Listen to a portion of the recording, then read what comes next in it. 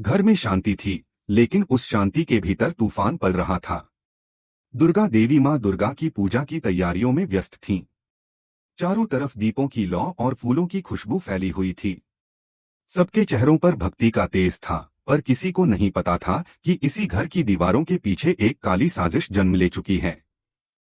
आना लाल साड़ी में सजी हुई, बिल्कुल माँ दुर्गा की प्रतिमा जैसी लग रही थी। माथे पर सिंदूर, हाथों में चूड़ियां और आंखों में मासूमियत। किसे पता था कि इसी मासूमियत को रौंदने की तैयारी हो चुकी है। उस रात बुआ जी अपने कमरे में पोल्टू के साथ बैठी थीं। कमरे की रोशनी मंद थी, लेकिन उनके चेहरे पर एक खतरनाक मुस्कान चमक रही थी। उन्होंने धीमे स्वर में कहा, हमें अब इस घर से बाहर निकलना पड़ेगा पोल्टू। जब तक यह अहाना यहाँ है, हम कभी आगे नहीं बढ़ पाएंगे। दुर्गा देवी की आंखों का तारा बन गई है यह लड़की। अब इसे गिराना ही होगा। पोल्टू झिझका, लेकिन बुआ करेंगे क्या? बुआ जी की आंखों में नफरत की आग जल उठी। इस बार विसर्जन का दिन ही इसका विनाश लेकर आएगा। उन्होंने मोहल्ले के एक बदनाम लड़के को बुलाया। कुछ नोट उसके हाथ में थमाते हुए बोली, बस इतना करना है कि इस लड़की की इज्जत सबके सामने मिट्टी में मिल जाए। इसे ऐसा कुछ पिला देना कि यह होश खो बैठे। बाकी सब मैं संभाल लूंगी। वह लड़का मुस्कुराया और बोला, काम हो जाएगा बुआ जी। और यहीं से एक मासूम जिंदगी के खिलाफ खेल शुरू हुआ। समय बीतता गया। पूजा का दिन आ पहुंचा। पूरा घर रोशनी से नहाया हुआ था। ढोल, शंख और आरती की ध्वनि गूंज रही थी। सबके चेहरों पर खुशी थी। अहाना भी तैयार होकर आई। उसने माँ दुर्गा के सामने दीपक जलाया और प्रार्थना की, माँ हमारे घर से हमेशा बुराई दूर रखना। उसी समय वही लड़का जूस की ट्रे लेकर आया। सफेद कुर्ते में था ताकि किसी को शक न हो। उसने मुस्कुराकर कहा, दीदी आप थक गई होंगी, थोड़ा जूस पी लीजिए। अहाना ने मासूमियत से गिलास उठा लिया। उसे क्या पता था कि उस जूस में उसकी इज्जत और सच्चाई दोनों को नशे में डुबो देने की साजिश थी। कुछ ही मिनटों में उसे चक्कर आने लगे। सिर घूमने लगा। क्या हो रहा है मुझे, वह बुदबुदाई। वह लड़खड़ाते हुए अपने कमरे की ओर गई, दरवाजा बंद किया और बैठ गई। तभी दरवाजा धीरे से खुला।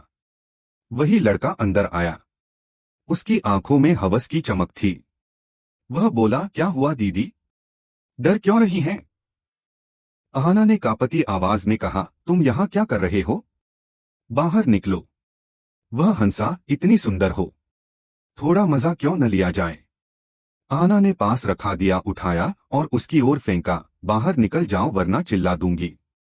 वह बोला, चिल्लाओ मत दीदी, सब लोग तो विसर्जन में हैं, कोई नहीं आएगा।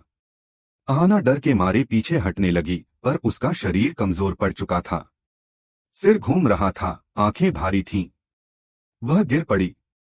लड़का पास आया, पर तभी बाहर से कदमों की आहट आई।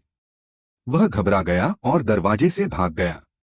कुछ देर बाद दुर्गा देवी उस रास्ते से गुजरी। दरवाजा आधा खुला था। उन्होंने झांका और सामने का दृश्य देखकर चीख पड़ी, हे माँ दुर्गा! वह दौड़कर अंदर गईं। अहाना फर्श पर पड़ी थी, माथे से खून बह रहा था। उन्होंने तुरंत पानी छिड़का, अहाना आंखें खोलो बेटी। धीरे धीरे अहाना को होश आया। कांपते हुए उसने कहा, माँ। वो लड़का। लेकिन तब तक बाकी घर वाले भी वहां पहुंच गए। बुआ जी बनावटी चिंता दिखाते हुए बोली, हे भगवान, हमारी बहू को क्या हो गया? अर्जुन गुस्से से बोला, कौन था वो आदमी? और ये नशे में क्यों है अहाना? अहाना रो पड़ी, किसी ने मेरे जूस में कुछ मिला दिया था। लेकिन बुआ जी बीच में बोली, अब बहाने मत बनाओ। सबने देखा था, तुम मोहल्ले के उस लड़के से बात कर रही थीं। कमरे में सन्नाटा छा गया। दुर्गा देवी ने कठोर स्वर में पूछा, क्या ये सच है, हाना? अहाना ने रोते हुए कहा, नहीं माँ, मैं कसम खाती हूँ मैंने कुछ नहीं किया। लेकिन अब भरोसा टूट चुका था। दुर्गा देवी ने ठंडे स्वर में कहा, बस बहुत हुआ। आज के बाद इस घर में तुम्हारी कोई जगह नहीं है। अर्जुन भी गुस्से में बोला, माँ सही कह रही हैं। मैं ऐसी लड़की के साथ नहीं रह सकता जिसने हमारे परिवार की इज्जत मिट्टी में मिला दी। अहाना के पैरों तले जमीन खिसक गई। उसका दिल टूट चुका था। वह बिना कुछ बोले कमरे में गई, अपना सामान पैक किया और आंखों से बहते आंसुओं के साथ घर से निकल गई। बुआ जी ने खिड़की से यह सब देखा और मुस्कुरा दी। अब खत्म हुई अहाना की कहानी, उन्होंने बुदबुदाया। लेकिन नहीं, यह कहानी खत्म नहीं हुई थी। रात भर अहाना मंदिर के बाहर बैठी रही। उसने आसमान की तरफ देखा, आंखों में दर्द नहीं बल्कि ज्वाला थी। माँ, मैंने कुछ नहीं किया। मुझे फंसाया गया है और अब मैं अपनी सच्चाई साबित करूंगी। सुबह की पहली किरण के साथ अहाना उठी। उसके मन में सिर्फ एक संकल्प था, अब वह अपनी बेगुनाही साबित करेगी। रात की ठंडी हवा मंदिर के घंटे की आवाज के साथ गूंज रही थी। अहाना वही पत्थर की सीढ़ियों पर बैठी थी जहां उसने मां दुर्गा से वादा किया था, मैं अपनी सच्चाई साबित करूंगी। उसकी आंखों में अब आंसू नहीं थे, बस एक आग थी जो उसे भीतर से मजबूत बना रही थी। सुबह की पहली किरणों के साथ वह उठी और ठान लिया, आज से डर खत्म। अब सच को उजागर करना ही उसका लक्ष्य होगा। वह मोहल्ले की गलियों में निकल पड़ी। धूल उड़ रही थी, बच्चे खेल रहे थे, पर अहाना के कदमों में दृढ़ता थी। वह हर किसी से पूछती रही, भैया, वो लड़का कहाँ रहता है जो पूजा वाले दिन हमारे घर आया था? लोग उसे देखकर चुप हो जाते, कोई कुछ कहता, कोई नजरें फेर लेता। कई घंटे भटकने के बाद आखिरकार मंदिर के पीछे की गली में उसे वही चेहरा दिखाई दिया। वही सफेद कुर्ता, वही चाल, वही जिसने उसकी जिंदगी बर्बाद करने की कोशिश की थी। वह किसी से फोन पर बात कर रहा था, उसकी आवाज में अहंकार झलक रहा था। अहाना पास के पेड़ के पीछे छिप गई। लड़का बोला, बुआ जी, सब ठीक हो गया। लड़की ने जूस पी लिया था, फिर बेहोश हो गई। अब तो घर से निकाल ही दिया होगा ना? यह सुनते ही अहाना के पैरों तले जमीन खिसक गई। लेकिन अगले ही पल उसने अपना मोबाइल निकाला और चुपचाप वीडियो रिकॉर्डिंग शुरू कर दी। अब मेरे पास मेरा सच है, वह बुदबुदाई। उसके होठों पर हल्की सी मुस्कान आई, पर आंखों में गुस्से की लपटें जल उठीं। वह धीरे धीरे पीछे हटी और मंदिर की घंटी बजाई, धन्यवाद माँ दुर्गा, आपने मुझे सच दिखाया। उस दिन से अहाना ने खुद को संभाला। उसने तय किया कि अब वह किसी के आगे नहीं झुकेगी। शाम ढल रही थी। घर में सब लोग पूजा के बाद साथ बैठे थे। दुर्गा देवी गंभीर चेहरा लिए मौन थीं। अर्जुन गुस्से से भरे थे, जबकि बुआ जी के चेहरे पर संतोष की झलक थी। तभी दरवाजे पर दस्तक हुई। रामू नौकर ने जाकर दरवाजा खोला। सामने अहाना खड़ी थी, साड़ी साधारण थी, चेहरा थका हुआ था, लेकिन उसकी आंखों में आत्मविश्वास की चमक थी। कमरे में सन्नाटा छा गया। दुर्गा देवी ने ठंडी आवाज में पूछा, अब क्यों आई हो अहाना? हमने जो फैसला किया था वह अंतिम था। अहाना ने गहरी सांस ली और बोली, माँ, मैं किसी सफाई के लिए नहीं आई। मैं सच दिखाने आई हूँ। सभी ने एक दूसरे की ओर देखा। बुआ जी थोड़ी घबराई, लेकिन बोली, अब कौन सा नया नाटक है तुम्हारा? अहाना ने कुछ नहीं कहा। उसने धीरे से अपना मोबाइल निकाला और सबके सामने वीडियो चलाया। वीडियो में वही लड़का था, वही आवाज, वही हंसी। बुआ जी, मैंने सब कर दिया। लड़की ने नशे वाला जूस पी लिया था। अब तो घर से निकाल ही दिया होगा ना? पूरा कमरा जैसे जम गया। सबके चेहरे के रंग उड़ गए। अर्जुन की आंखें चौड़ी हो गईं और दुर्गा देवी धीरे धीरे उठ खड़ी हुई। उनकी आंखों से आंसू बह निकले। यह क्या सुन रही हूं मैं? बुआ जी। उनकी आवाज कांप रही थी, लेकिन उसमें आग थी।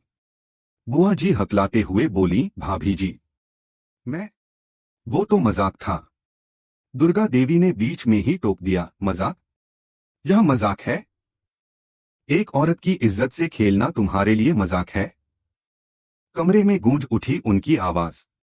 जिसे मैं अपनी बहन समझती थी, वही मेरी बहू को बदनाम करने की साजिश रच रही थी। बुआ जी ने हाथ जोड़ लिए, भाभी, मुझसे गलती हो गई। लालच में अंधी हो गई थी। बस एक बार माफ कर दो। लेकिन दुर्गा देवी का चेहरा पत्थर बन चुका था। उन्होंने कहा, अगर मैं आज तुम्हें माफ कर दूं तो आने वाली पीढ़ियों को क्या सिखाऊंगी कि झूठ और धोखा भी माफ किया जा सकता है। अर्जुन सिर झुकाकर खड़ा था। वह अहाना की तरफ मुड़ा और बोला, मैं शर्मिंदा हूं अहाना। मैंने तुम्हें गलत समझा। तुम्हारे भरोसे को तोड़ा। क्या तुम मुझे माफ कर सकती हो? अहाना की आंखों में आंसू आ गए, पर वह मुस्कुराई। अर्जुन, भरोसा टूट जाए तो जुड़ने में वक्त लगता है, पर अगर प्यार सच्चा हो तो सब ठीक हो सकता है। दुर्गा देवी आगे बढ़ी।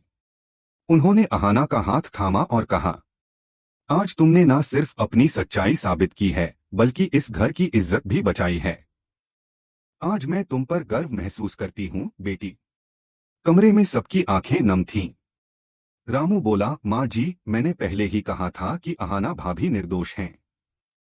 दुर्गा देवी ने उसकी ओर देखा और सिर हिलाया। रामू, आज तूने इस घर की असली सेवा की है। अब बुआ जी का चेहरा पीला पड़ गया था।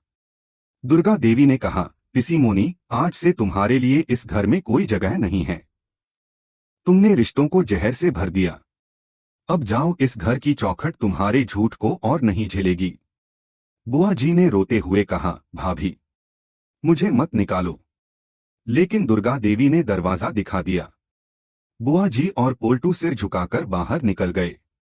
उनके कदमों की आवाज धीमी होती चली गई, लेकिन घर के भीतर एक नई रोशनी फैल चुकी थी, सच्चाई की रोशनी।